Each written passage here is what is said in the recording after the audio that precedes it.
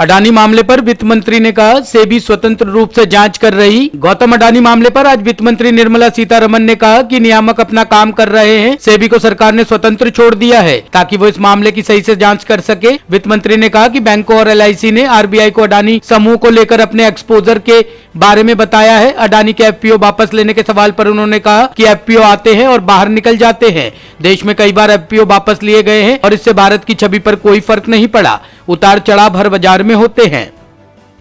No, I don't think. Otherwise, how did our foreign exchange reserve grow? Was it 8 billion in the recent last 2 days? The foreign exchange reserve in the last 2 days has gone up by 8 billion. So our macroeconomic fundamentals or our economy's image, none of which has been affected. Yes, FPOs come in, FIS come out, get out.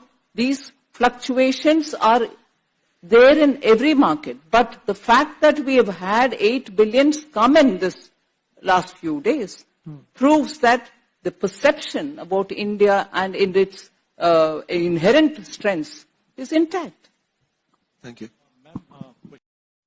Akhilesh बोले, आजम खान पर सब झूठे मुकदमे लगे, police प्रशासन BJP के इशारे पर काम कर रहा। समाजवादी पार्टी के अध्यक्ष और यूपी के पूर्व CM अखिलेश यादव ने कहा कि पुलिस प्रशासन भारतीय जनता पार्टी के इशारे पर काम कर रहा है। आजम खान पर सब झूठे मुकदमे लगे हैं। अगर पुलिस के अधिकारी भारतीय जनता पार्टी के पदाधिकारी बन जाएंगे, उनसे आप क्या न्याय की उम्मीद करेंगे? प्रशासन बीजेपी के इशारे पर काम कर रहा है, कई जगहों पर उनका कार्यकर्ता बनकर काम कर रहा है। मेरे एक पूर्व प्रत्याशी को कल रात पुलिस पकड़ कर ले गई और अब कोई फोन नहीं उठा रहा है। जनता पार्टी के इशारे पे काम कर रहा है और कई जिलों में भारतीय जनता पार्टी का पदाधिकारी बन के काम कर रहे हैं। वो रामपुर हमारे बगल में आदरणीय आजम खान साहब बैठे हैं, इन पे सब झूठे मुकदमे लगे हैं। इतनी परेशानी, तकलीफ और इस तरह का अन्याय किसी भी राजनीतिक परिवार के साथ नहीं हुआ होगा जितना इनके साथ हुआ है।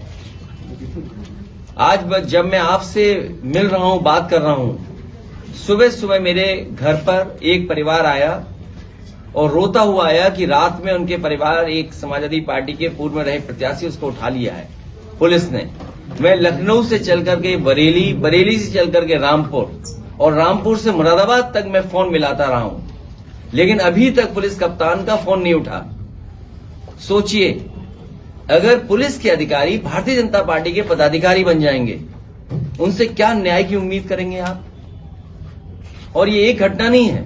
झांसी में दीपक यादव जो घटना में नहीं था, कहीं मौजूद नहीं था, CDR में कहीं नहीं। आजकल तो इतना कुछ है, साइंटिफिकली आप टेक्नोलॉजी से प्रूव कर सकते हैं कौन कहां किस समय था।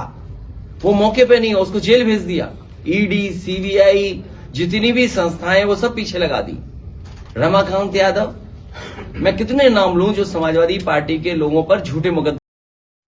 तमिलनाडु में बड़ा हादसा, साड़ी बांटने के दौरान मची भगदड़ में 4 महिलाओं की मौत, 11 घायल। तमिलनाडु के तिरुपत्तूर जिले में बानियामबाड़ी के पास भगदड़ में 4 बुजुर्ग महिलाओं की मौत हो गई और 11 अन्य घायल हो गए हैं। बताया जा रहा है कि यह भगदड़ एक साड़ी वितरण कार्यक्रम के दौरान हुई। तिरुपत्तूर के एक पुलिस अधिकारी ने बताया कि बानियामबाड़ी में थाईपुसम के अवसर पर आज एक व्यक्ति द्वारा मुफ्त वेष्टी और साड़ियां बांटने का कार्यक्रम आयोजित किया गया था। वेष्टी और साड़ियां पाने के लिए टोकन लेने के दौरान हुई भगदड़ में 4 महिलाओं की मौत हो गई। इस बीच घटना पर दुख जताते हुए तमिलनाडु के CM MK स्टालिन ने कहा कि भगदड़ में जान गंवाने वाली महिलाओं के परिजनों के प्रति परिवारों के लिए प्रत्येक को 2 लाख रुपए की सहायता राशि देने की घोषणा की है। ब्यूरो रिपोर्ट, टीम तफ्तीश न्यूज।